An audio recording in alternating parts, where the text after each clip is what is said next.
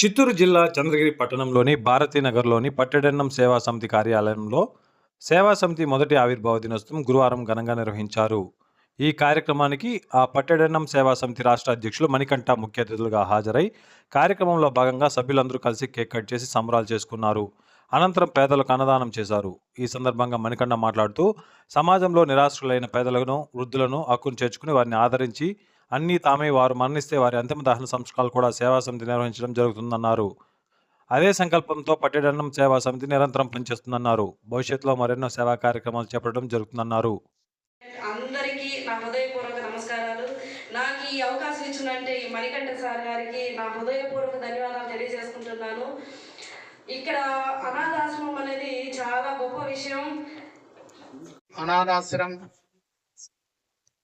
మార్చి 24వ సంవత్సరంలో మార్చి 27వ తేదీన ప్రారంభమైంది ఈ యొక్క సంస్థ.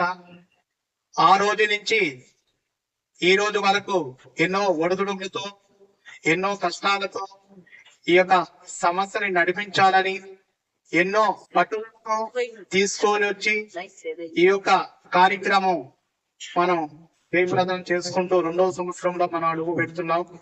కాబట్టి మనం అందరూ కూడా వికలాంగులు, వృద్ధులు, అనాథల కొరకు మనం ప్రతినిత్యం సేవా కార్యక్రమం చేయొచ్చు. అనేక సేవా కార్యక్రమాలు ముందు ఎన్నో కార్యక్రమాలు చేయాలని చెప్పేసి మా యొక్క సంస్థ ద్వారా మేము ఆశిస్తున్నాం. ఇక్కడ మన ప్రాముఖ్యత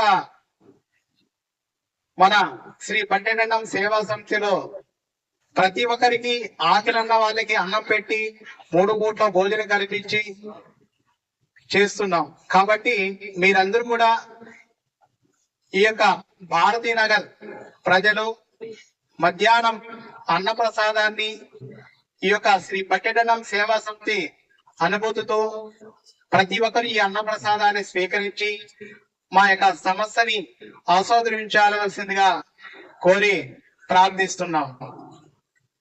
నా పేరు మధులత, జిల్లా మహిళా అధ్యక్షురాలు అన్నమాట. మరి ఇక్కడికి సార్ నన్ను ఇన్వైట్ చేయడం జరిగింది. సార్ మాటలు మన్నించి ఇక్కడికి రావడం జరిగింది. నాకు యాక్చువల్ గా విజయనగరం వెళ్లాల్సిన ప్రోగ్రాం ఉంది. దాన్ని క్యాన్సిల్ చేసుకొని సరం చేసుకుంటూ దీన్ని ఎంత బాగా అభివృద్ధి చేస్తూ ఇక్కడికి వచ్చిన తర్వాత నాకు చాలా బాగా అంటే చాలా బాగా నచ్చింది అనమాట.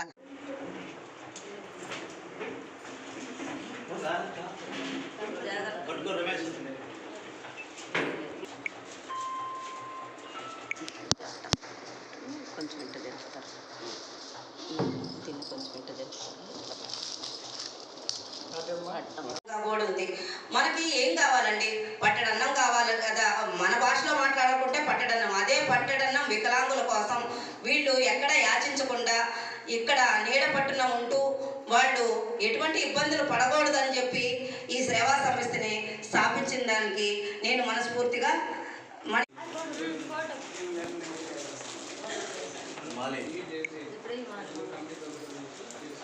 సార్ మైక్ కింద పెట్టండి. ఓకే.